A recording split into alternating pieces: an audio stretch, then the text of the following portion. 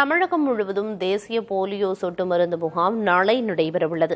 தமிழ்நாட்டில் உள்ள அனைத்து அரசு ஆரம்ப சுகாதார நிலையங்கள், மருத்துவமனைகள், அங்கன்வாடி மையங்கள், பள்ளிகள் மற்றும் முக்கிய இடங்களில் போலியோ சொட்டு மருந்து வழங்கப்படுகிறது.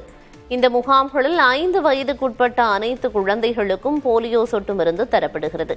இதுகுறித்து புதிய தலைமுறையிடம் பேசிய வடபழனி காவேரி மருத்துவமனையைச் சேர்ந்த குழந்தைகள் நல மருத்துவர் டாக்டர் சிவராமன் போலியோ மருந்தின் அவசியம் குறித்து விளக்கமளித்தார்.